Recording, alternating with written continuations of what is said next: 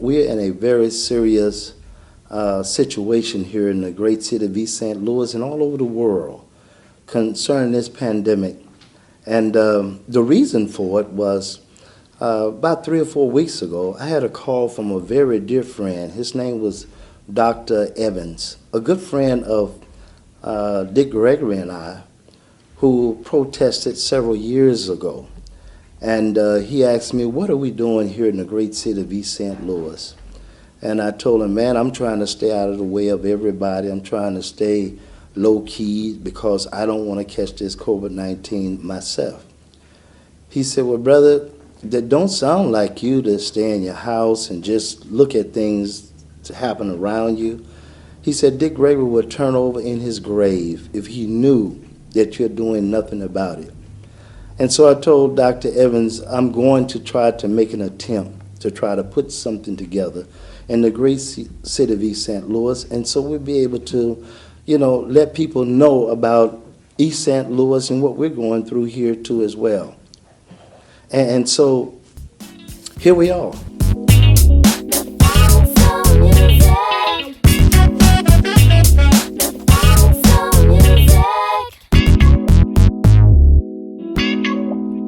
We need to do what the professionals are telling us to do. I know there are some many conspiracy theories out there, that some of us are involved in, that's what we're thinking and what we're believing on. But at the end of the day, COVID-19 is out there. Regardless to how it came here, it's here. And it's impacting our community in ways that we'll never understand. There's a lot going on with anxieties, mental health. There's even a high suicide rate among young folks. There's just a lot going on. And the things that we need to do, we need to be conscious of the fact that I am my brother's keeper. And what that means, I will, Sunshine, when I put on a mask or gloves, I put it on for you, Right. Not necessarily for me. I know where I'm at in this, okay? So I put it on to protect you and the people I care about, because if there's something going on with me, then the only way that I can protect you is to put a barrier between the two of us.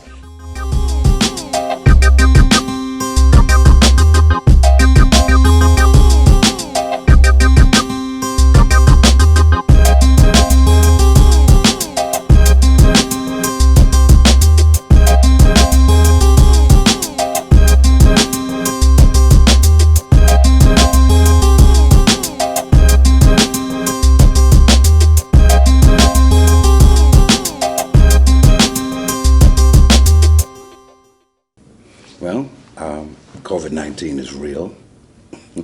It's a crisis. There's an absence of comfort.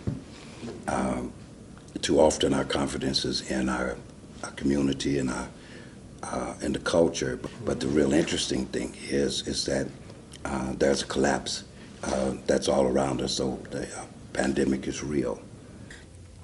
We just got to understand that this is real. The world has changed.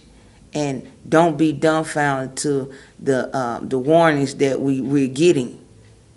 Take heed to the warnings that we're getting. And understand what you read. Read and watch TV.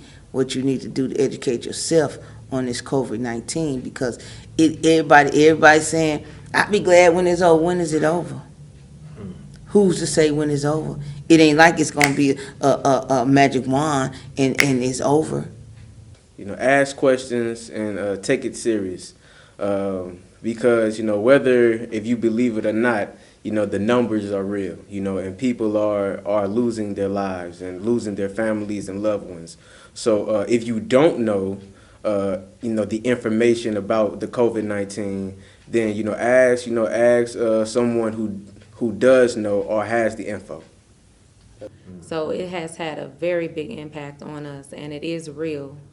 I was talking to a niece of mine last week, and she was teasing, saying that she didn't feel like it was really a real thing. And I just had to stop her for a moment and say, yeah, it's real. I had it, and I know some other people that had it. First and foremost, I'll say it's real.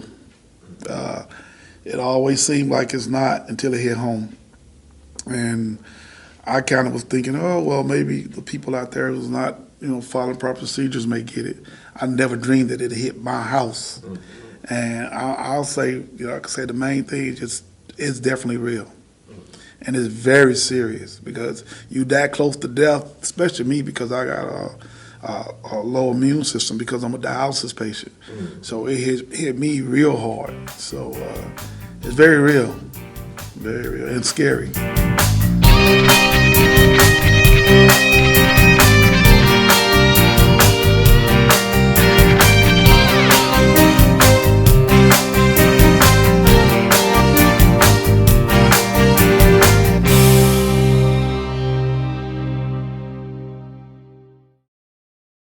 Well, I think my biggest fear was just my kids contracting the virus and the effects it would have, and that actually happened. I mentioned I have 3 children. My middle son actually have the COVID-19 virus. So him, his grandparents, his dad, they all have it, and they all had to be quarantined. So for me, that's hard because I didn't know anybody personally at the time that had it till it hits home. You just don't understand the drastic effects. So it's just like now I see that this is something that's killing people, kids, elder, like nobody is safe. So for me, I went into a depression just because I didn't know what to expect.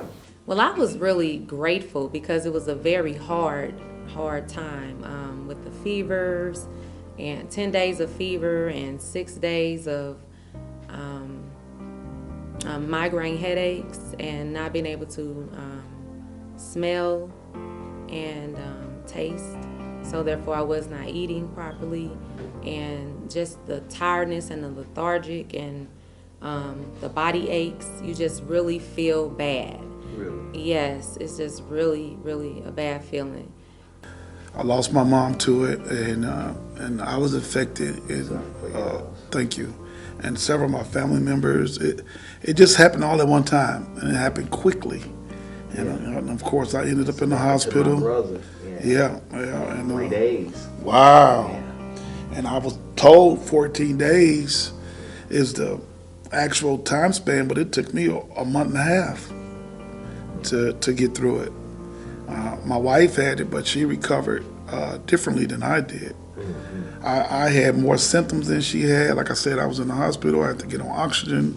I couldn't walk for a while. It was real bad. But the real stress, the real anxiety, the real, in a sense, where I don't worry, but in the sense is that I can't be there with my mom to support her, to hold her hand. And so that's been extremely difficult on me, on my wife, because she's never seen me in this state. On the 26th of April, for instance, the doctor called and said that my mom was passing and that they could only allow one family member to come and to say their goodbyes. When I said, well, what else can you do? He says, well, she's 91, and so it wouldn't make any sense to put her on the ventilator. Well, that's my mom, and so I asked him, do you have a 91-year-old mom that's struggling? And so I talked with my siblings, my oldest brother. He said, well, this is very interesting. He said, let's give Mama a chance. Let's give God a chance to work. He's 72. He said, let's give Mama a chance. Let's give God a chance. He said, Jesus, it took him 3 days to get out the grave. He said, so let's at least give Mama a few days. A fighting chance. And that's it. And so that was on April the 26th. They released Mama from ICU 3 days ago. And at 91. I pray for those families that lost all those lives that we've lost throughout the United States. Man, I could imagine what and wasn't able to bury their family, you know. even here in East St. Louis, the people I just made mention of that passed could only have a few people at their funeral, and view the body or whatever. So you can't even have a real funeral, So all these things impacts the family, and so this took the United States by storm. You know what I'm saying? It was something that really took us by storm. So I hope that we can put some things in place.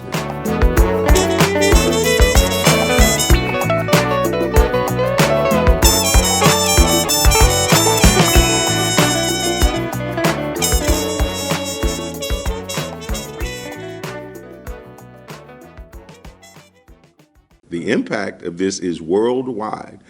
There are those who would say 9/11 was worldwide. No, it wasn't. No, it was not.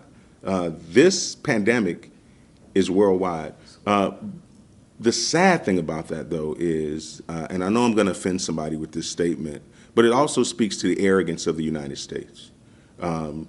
This was happening in China, and we knew it was happening. This wasn't a surprise attack. This wasn't 9/11. This isn't a surprise attack. We knew it was happening. They have shown some of the steps that Korea put in place, and we've chosen to ignore them. Korea was taking people's temperatures before they were letting people in places months ago. We chose to ignore that. It speaks to the arrogance of a country, the arrogance of a nation, and I'm not just talking about the White House. It speaks to the arrogance of a country, the arrogance of a nation that, that little country, they don't know anything, and we know better, and we're smarter, and we're this, and we're that, and we're not. What else could have brought the whole world to a standstill like this? We call the wars world wars, but there were some people who weren't involved in those wars, But they called world wars because they involved the world to some extent. But this involves the world. It's really surprising to me because I've never seen anything of this magnitude before. I've seen some things that affect a region, a city, a community, and maybe even a country, but I've never seen anything that affects a whole world, all countries, although the numbers lean toward African Americans having more, but I don't think there's an ethnic group that exists that has not been affected by this. So, of course, it can cause levels of anxiety because you're dealing with something that you really don't know what's going on. I'm speechless. I just can't believe something. I mean, it's a cold, symptom. I mean, a cold, situation can just shut a world down like that. You know what I'm saying? And I don't know if it's something that we could have done to prevent it. I don't know if maybe closing the world, as they say, earlier or something could have, not let it have such a drastic effect on us. I don't know, but it's just it's just unexplainable the way that it has impacted the entire world. 100 years ago, there was a pandemic. And so history has a way of repeating itself when you fail to remember what happened the first time. Sometimes you can't even wrap your mind around how big this thing is. The issues that we have to face in this time that we've never lived through. People in this generation in our time having, even as leaders, I'll say leaders, having led through this, having led through a pandemic, so we're those who are in leadership or those who are, head of households, whatever the case may be, this is all new to us. And the fact that this has a worldwide effect on people, one that lets us know that we are not alone. So we don't want nobody to feel like, why me, why me? You look around, everybody's on the same playing field. No matter how much money you have, what's your economic status, where you are in life, everybody's on the same plane.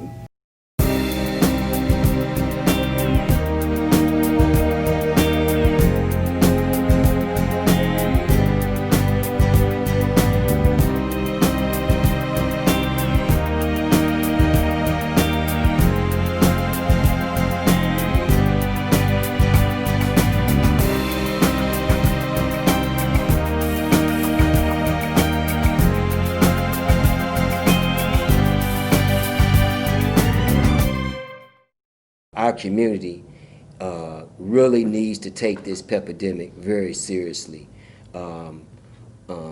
It is coming across in mainstream media as it's a black disease, and it's really not. It affects all races, all creeds, all colors, as it has been demonstrating across the country.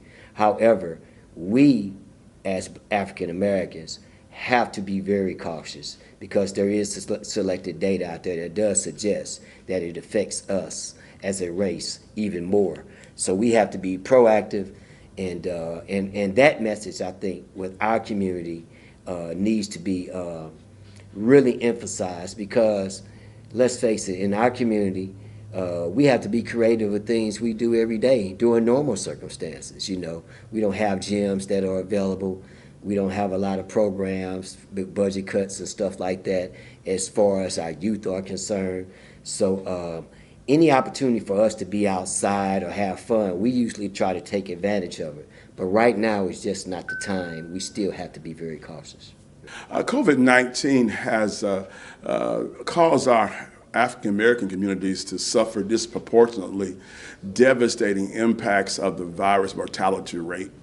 Itself it can be very shocking, very disturbing, but we encourage you to do a couple of things. One is to somewhat limit your exposure to CNN and MSN and all of these news outlets, which can give you contradicting information from day to day. It's important that you do stay abreast of things and you do those things that are prudent to your safety, social distancing, proper sanitation, but you also got to preserve your mental and your spiritual health. And I've even had people say, you know, black folks can't get it. The black community is actually getting it at a higher rate than any other segment of the population. We're the ones. Now, maybe that means our other health conditions were not what they needed to be.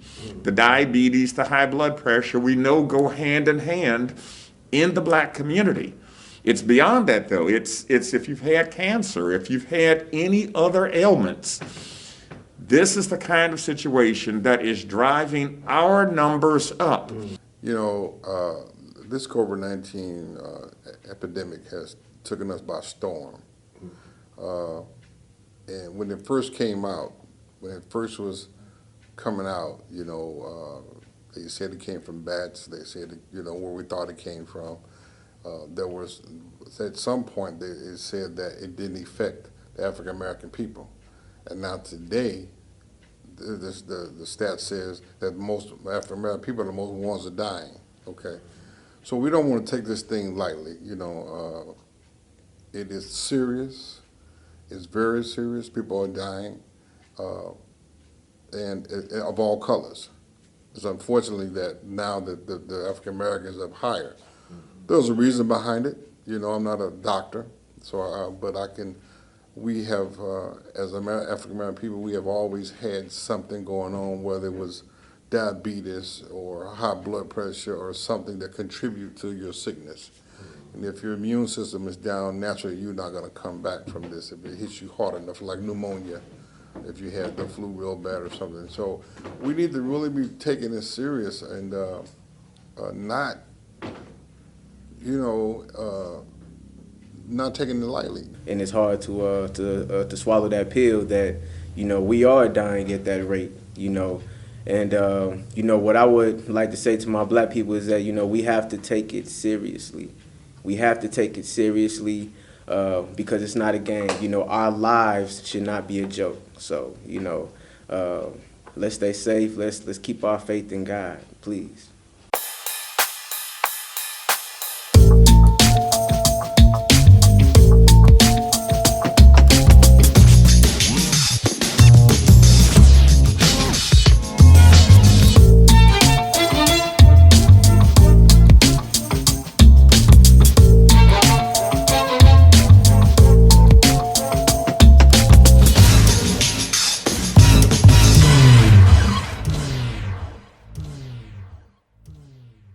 I've heard so much about the pandemic, how it got here, why it's here. It's here. So what can we do about it? We can try to take care of ourselves so we can have a longer and a good quality of life. I would say wash your hands, stay in, because if you're not around a lot of people coughing and putting the germs on you, you can't get it. But also exercise and have a good diet. Just follow the guidelines that they're putting out there, making sure you wear the mask, making sure that you're washing your hands. Even when you go out, I have sanitizer in my car, I have Lysol in my car to spray my steering wheel, I have gloves in my car. I do every precaution I can. When I go in my mother or my daughter's house, they got to spray us down, you know. When we're looking at the message of we're in this together, one of the things that we must do what things are guideline for us to do. Something that we should have been doing all the time is keeping your hands clean. And that's an important part of it. If one had the mindset that they want to protect others, you know, even more than themselves. You know, if you don't want to wear a mask for you, wear a mask for other people. Social distancing, we know the 6 feet apart for right now, and there's a lot of information that's not quite clear. But for now, those that are in authority are saying stay 6 feet apart. And for those who do not have it, then I do want to encourage all of us to practice social distancing, wearing a mask when we are in close proximity for the protection of ourselves and protection of others, and practice sanitizing, and just to continue to be aware of it and not to let our guards down.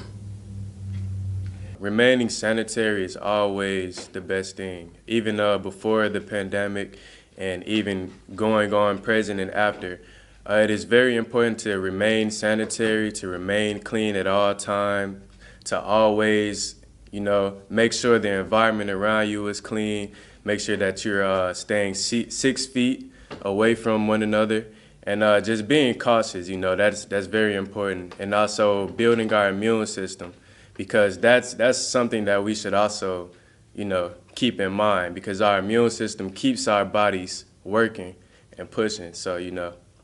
I think it's real clear in the Bible. I believe it's the 46th Psalm, the 10th verse, where God is real clear. He says, "Be still and know that I am God." I think God has put out that mandate that we need to be still. We need to follow directives. We need to follow instructions. We need to be careful. We need to stop being so cavalier with everything that's going on. I see people hanging out on 25th Street, hanging out down in the South End, people having barbecues and just no mask, no this, no that. We have this misconception that this isn't going to affect us, and we need to understand that it is affecting us and people are dying. So the best advice that I could give anybody is, again, from the Word of God: be still. Be still. Be still. First thing is we need to be following the recommendations and the statements that have come from Governor J.B. Pritzker. If Governor Pritzker has simply said, we need you to remain at home, unless you have essential business or your job requires that you be at work, you need to stay at home. If you're off work and your time for service is up, stay at home. That's number one. Number two, continue to follow the advice of Eastside Health District. Eastside Health District has done an excellent job getting the word out about going to get tested. And that message is going to be in the Monitor again this week. So these are the things that they're telling us to do to take care of ourselves. And so these are the things that we should be doing. If they didn't tell us to go smoke weed or do anything like that, they're telling us the basic things we need to do to protect ourselves. And if you don't want to do those basic things, then you don't want to protect yourself. And I don't understand that. I will tell them, as I tell my congregation and other parishioners, even in my family, use wisdom. Always take the proper precautions to do what you need to do, as washing your hands, wearing your mask, or really going out if you really need to go out. This thing is something we've never seen before, and we want to take all the proper precautions. And as a son and a father and have parents of older, that's seniors, and I want to encourage them and everyone to use wisdom and really face this thing with the utmost respect and safety. Nothing can break it. You stay clean, you stay healthy, do all the things that you would do before the pandemic. Wash your hands, social distance, even though temptation is hard. But your health and your loved one's health is more important. So my message to you is stay strong, stay productive, don't let the system break you, and don't let you break you. Stay positive, my people, and it's all love. I would tell the community and all American people that, listen, stay safe, play by the rules, wash your hands, wear your mask as you should, stay distant until such time. You know, I know a lot of people got grandbabies and stuff like that, and they want to see their grandbabies and what. I understand. I got grandbabies. I got 15 grandkids. But their safety is important to me. I think people ought to take their time coming back. You know, you don't want to rush it. Somebody said 6 feet, or 6 feet. 6 feet apart or 6 feet under. 6 feet down. And so I think we choose the 6 feet apart.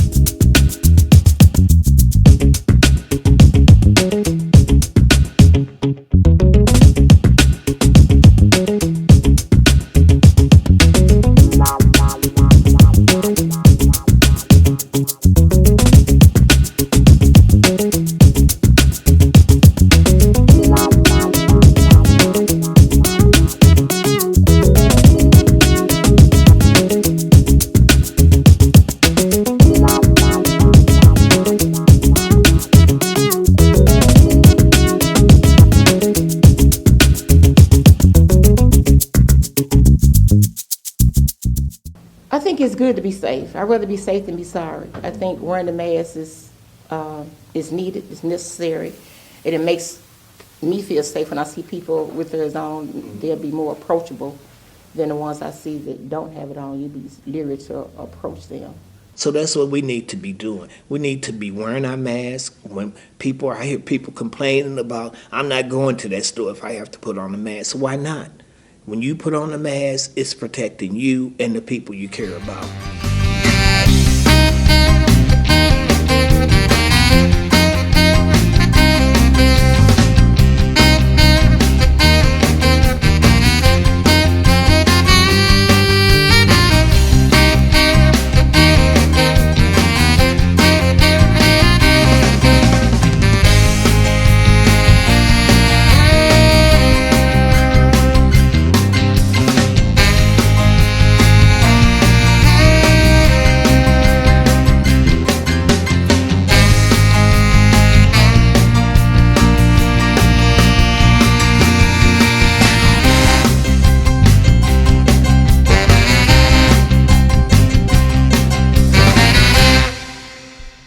One of the things this virus has done has caused us to go back home among our families.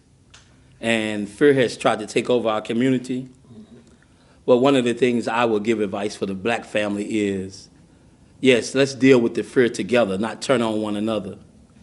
I know we're not used to being at home all the time with each other, but it's a time for the black family to come back together. Of all the ills in our community that has tried to divide us, it's a time for we to take this opportunity that looks like a problem. We can turn it into an opportunity that we as the black family can come together and communicate, not fight one another, but come together and fight against this virus. Well, first of all, like I said, we have to go back to the basics. We got to look back at beginning to grow our own foods because he who controls the food controls the people. So we have to be able to control our own. And then we definitely, you know, in terms of hygiene, washing your hands, social distancing, and building up your immune system. That's the most important thing, because if your immune system is strong, then it can fight off those diseases. People are not just getting sick from COVID-19. We're getting sick because we haven't been taking care of our bodies nor our minds. Yes. And stress is a killer. Stress breaks down your immune system. That's part of the problem. We have to begin to do more loving of each other. Now that we're in these tight quarters, we got to become more as a family. Each one, teach one. It's communal, coming together, working together, networking together. That's how we beat it. Statistics shows that what we're doing is working. For instance, if we practice social distancing, if we practice washing our hands, if we practice wearing our masks, and it's beginning to decrease the amount of COVID cases we have, then that's indication that that's the way that we should go. If we communicate with each other and show love for each other, then what we'll end up doing is protecting each other. And right now, that's the information that we have, and I think that's the thing that we ought to be practicing. Typically, when a person is faced with a threat, they either have a fight or flight response. So when you face the threat of COVID-19, you really can't fight it now because there's no known vaccines or proper therapeutic treatments. Of course, by being a pandemic, you can't run from it. And so emotionally, you're left with a lot of turmoil, a lot of confusion, anxiety, fear, and with some people, even anger. So make sure that you do those things to keep your spiritual man encouraged. Spend some time in prayer and meditation. Find some positive outlets. Don't allow yourself to be overloaded with this sensory data that you really can't do much about. In this time now, mental health and those type of things, this can lead to anxiety, depression. A lot of times, where those resources are not available in our community, but we have to be on the forefront and make those things available so people know they're available. That's why, wellness checks, check up on I encourage people to check up on their family and friends, check up on people they haven't talked to, a simple phone call, a simple drive-by, a simple, we said knock on the door and run, but you knock on the door and run back to your car just so people can know, when people can see that people actively care. I think that will open the door for people to be comfortable in sharing what they need and how they feel. A lot of people that are doing their own thing, but I like to sit at home and read. I like to play my drum. I always like to find something productive to do, because in these times, it's important to take something that will help you benefit with your future. And doing something productive as far as reading, as far as studying, as far as, taking online courses to keep our minds going, it's always something important to do to keep us going. So yeah, that's what I like to do personally at home. Most definitely. We go back to education. You have to educate yourself because you got a lot of, in a society like this, you got a lot of misinformation, right? And you have a lot of confusion. So when you get a lot of misinformation and a lot of confusion, people don't know where to go. And then the misinformation is most likely pointed at the people you are oppressing. So you have to educate yourself. Know something about yourself. Learn something about yourself while you're sheltering in place. Use your imagination. Have a huge imagination. As they say, travel vicariously by reading and thinking. And so that would be what I would say. Don't squander this time. You're sheltered, so make great use of it. Go anywhere you want to go using a book or using the internet, using YouTube or Facebook. I just think everybody, just continue to have faith in God and work on your craft. I think that's what everybody needs to be doing. I feel like we have, a grace period to where, we can work on our bodies, our physical self, and also our mental self. And again, like I said, and be in a progressive mind state, so. I would say, we have to listen to our healthcare workers and begin to listen to them to say, wear a mask when you're out in the community, be safe, stay within social distance from each other, and to listen to all of our healthcare workers. We can still go outside and take a walk and practice safe distancing, may do some reading, find something that you like doing that can give you some positive activity. There's books that maybe we want to read for a long time, and there are other courses that we can take that can help us in the overall picture of it. Yeah, I would say take deep breaths. It's going to be okay. Try to get some fresh air. Step out. I'm not saying go out and party and meet up at the park, but step out and go for a short walk, and do some stuff like communicating with your family, be it phone or social media or something like that. You stay connected. It helps you through your anxiety instead of being trapped in one spot just to yourself. Family, friends, somewhere, just reach out and see what the other person is doing, and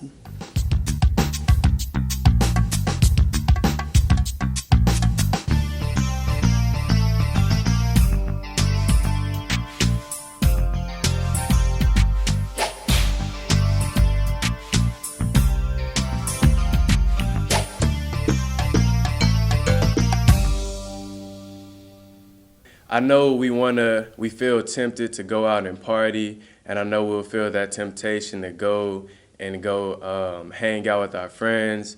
But, it's a bigger picture here.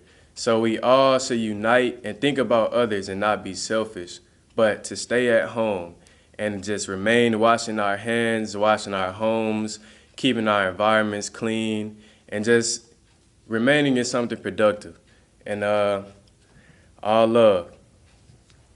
What I've been doing is just trying to better myself, in things that I'm lacking in, and just trying to be in a progressive mindset, when everything has stopped and seems to regress, I just try to shelter in and have faith in God and keep pushing, and also playing my drum. That's what I do. All right.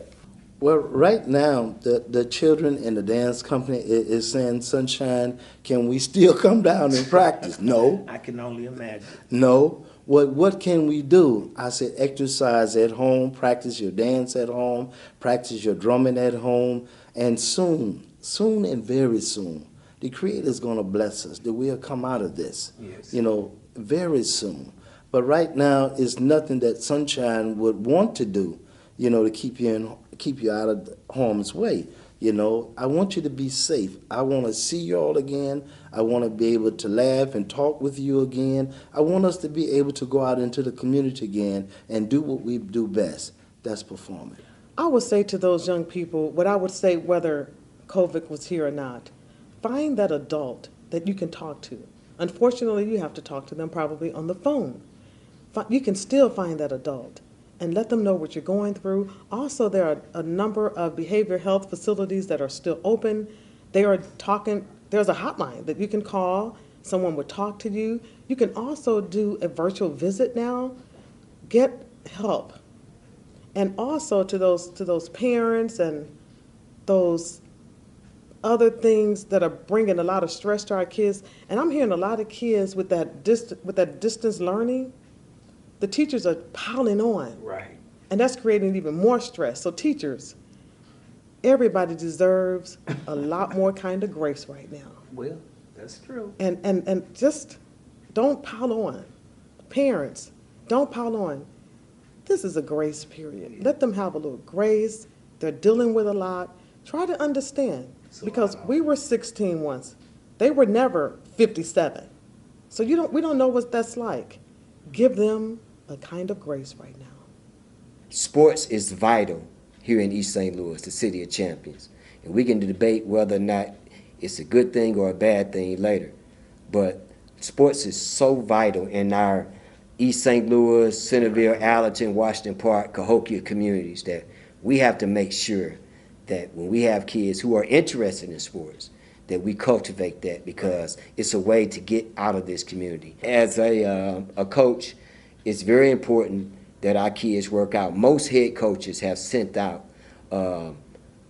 physical fitness exercises and things for these kids to keep training, like nothing is happening. Even though the season is over with, we won't have a season, there are things that they can do is push-ups, sit-ups, jumping jacks, walking up and down steps if you have them. But most head coaches have sent out filters that these kids should be doing. They need to eat right, drink plenty of water, plenty of fruit. Normacy, there's nothing changed with athletes. They should know. And the ones that don't know, they may be a little young or what have you. Eat right, lay off the McDonald's and all that crap. Make sure you drink plenty of water, stay hydrated, fruit. Staying healthy, eating right, and getting this exercise, especially the young people. For anybody though, really, it's a great tool, exercise. That's one thing they have not made us stop doing is exercise. You know, you can walk, so that's one thing. But to our youth, you know, maybe we just need to get back out and start speaking to people. We don't know. They don't know each other, Harold. Get back to the basics, and we spoke to everybody. And back in the day, we knew our whole community. We knew this whole street. We knew the people, 5-block radius, 10-block radius. These kids don't even know their neighbors. They feuding with their neighbor. They don't want to go to sleep because they think the neighbor gonna shoot them up. Because they're not communicating. Only thing, communication and love is what we're missing in the world. As a teenager, I understand it's hard to keep us in one place, you know. And that's with physically and mentally state. You can be mentally ill by staying in the house all day because you're a teenager, you have to get out, exercise, see friends, social. And now that you have to do social distance, it can be hard. But you also have to keep in mind that when you leave, you're not only jeopardizing you, you're jeopardizing your family and others that surround you. Even though you want to save your loved ones, but if you truly love them, you would keep distance so both of you guys can be safe. Although I understand that it can cause a mental illness, but it's a ways to satisfy yourself while being safe, without having to endanger others. My honest opinion on you staying safe during the pandemic is focusing on your manhood, your future, developing yourself to something better than you already are. When the quarantine first started, you should want to end it with something better than what it was when it first started. Staying productive, you know, spreading positivity, because it's all negativity going around the world, and you never ever want more negative than it already should be. So a positive word, just a hello, it's gonna be okay, and that God is stronger than anything, even COVID-19. Just to spread positive energy can do a lot. So I feel as if you should stay productive and do things that you love to do in a safe, healthy, clean way.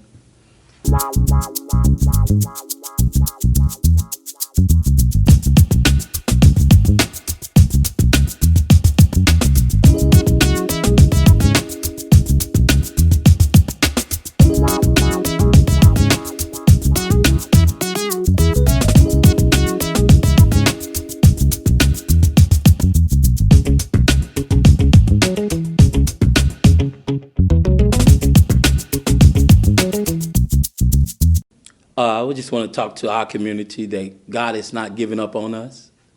There is hope. We can look to him. I know it seems like there's no hope, but we can look to our Creator, our God.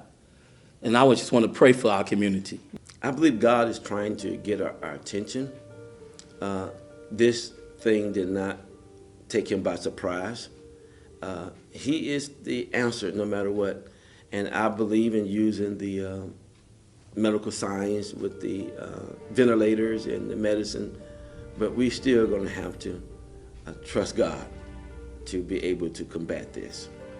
Our help is in the Lord. That's why Psalm 46 is it. It says the Lord is our refuge and our strength, a very present help in a time of trouble.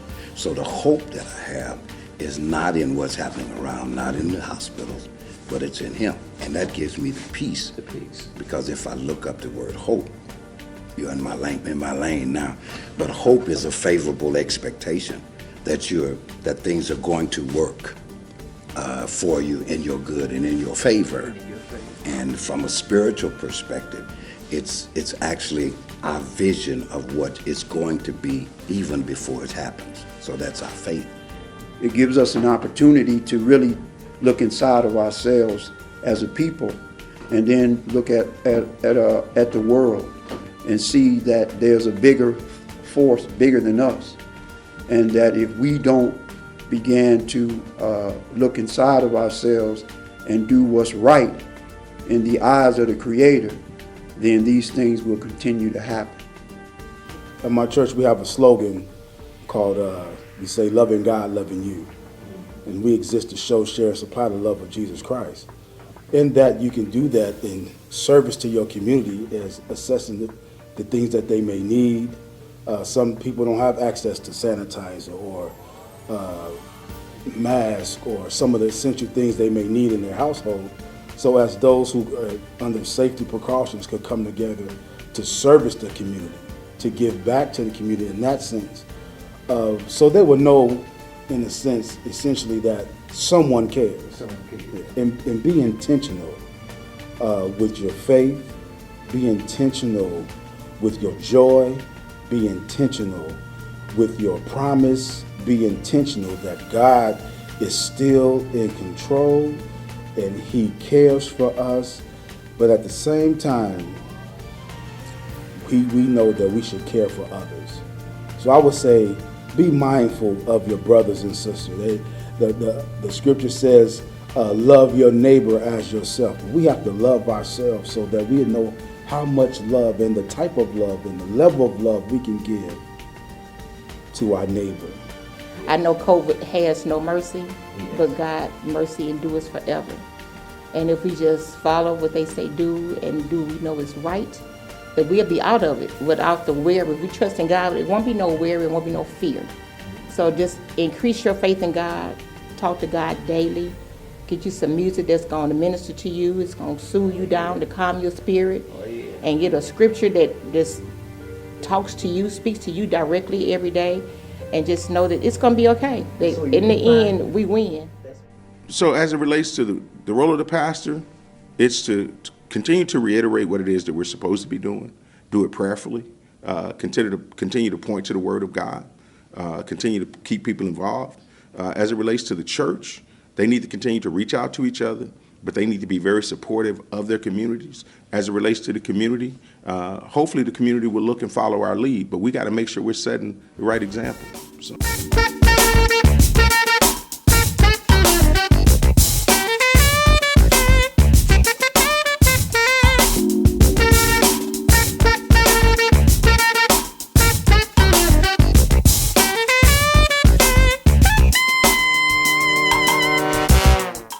We cannot let this devastate our lifestyle.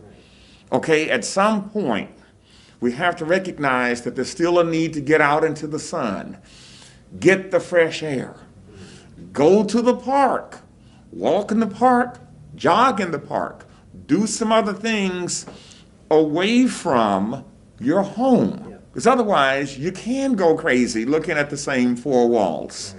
You've got to see something new and different and feel the fresh air. But you got to be cautious. Well, this has given us an opportunity to really do more of what we understand that's what's important, and that is, family first, and then at the same time, building ourselves mentally, physically, and spiritually, teaching others how to be more healthy in terms of vegan diet, and eat and how we eat, because we understand that part of what's happening with COVID-19 is our immune system, and we must build our immune systems up, because after COVID-19 it'll be COVID 100. It'll never stop. So we have to be able to build our systems up so that we're able to handle the things that come our way. When we come out of this, we're going to be close unit. We're going to begin to put our thoughts together and build the family up, that we forgive each other. Some of the things in some of our families, we have hold grudges with each other, not let them go for years. And we see it's time to drop all that and stop fighting against one another and fight against this virus, that we can survive. I think this pandemic will make our country, with the right leadership, it'll make us a better country as far as being prepared. This particular epidemic will change our way of life for the better. I'm willing to give up shaking hands for the rest of my life if that's what's going to make our community and our world better. We're going to have to make a lot of adjustments. I don't think normalcy as we once knew it will ever happen again. Right. But I think it's going to make the whole world better as far as the way we communicate, how we communicate. It's going to take a lot of discipline, however. You have people who are just used to doing things their way. But I feel like in the long run, it'll really help our country. We're very behind in a lot of things in our country, whether we want to admit it or not. We have to realize that we need one another, that we can't do it without one another. Before the pandemic, we was struggling, trying to find our way, and I think this is a time for us to grab and lean on each other even more so, to revert back to how it was back in the days when I was coming up. Exactly. As a family and as a unity, when you borrowed from your neighbors and stuff like that, you relied heavily and looked out for one another, and I think that's still needed in the community when all of the politicians and the legal system and everything just invested in the community. Mm-hmm. We're here where we are, and we're just going to have to take precautions. We're going to have to continue to do those things to flatten the curve. We're going to have to continue to help not spread this virus, doing what we can. One man's crisis is another man's opportunity. As I said earlier, I think that we have to get our heads above the daily distraction and chaos, often caused by conflicting information, our own fears of things, our own anxieties, and get a level-spirited mind to see what can we do to improve the future. First of all, plan to be in the future. Do those things that keep you healthy and safe.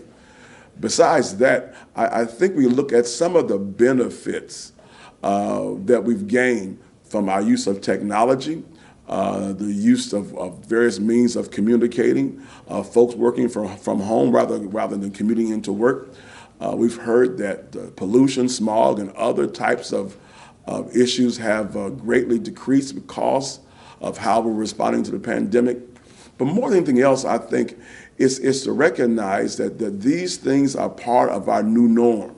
And we have to be prepared to address these types of issues, be it pandemics or be it even famines, so that we're no longer caught off guard and that our people are emotionally, spiritually, financially, and even physically prepared to withstand these types of onslaughts to the best of our abilities. So I think you learn to appreciate one another all the more when social distancing begins to ease and we're able to regain some of that social contact. Maybe we'll appreciate those friends and family members on a whole new level and take those times and make them very precious to our communication and our fellowship.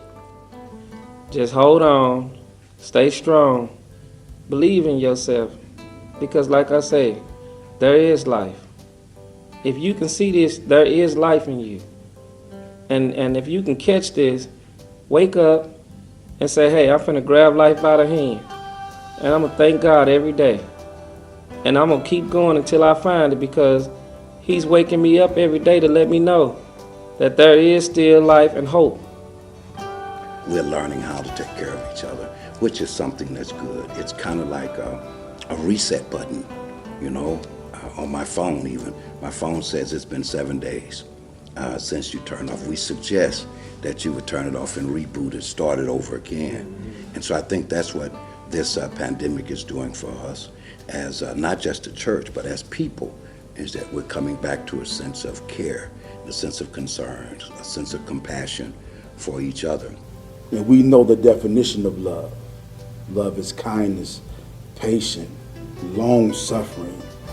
It keeps no record of wrong. And that's how we can get through this. If we will love one another, care for each other, be humble, as I like to say, be humble and stay faithful to God, your family, and then the community and church, or whatever the case whatever platform you are on. But always know that we can share, show, and supply the love of Christ, the love of God, if we in turn receive it for ourselves. So stay strong. That's what we say. Stay strong. This too shall pass, as the old saints say. But take your community and love your neighbor, love your brother and sister, love your family, and we all get through this together.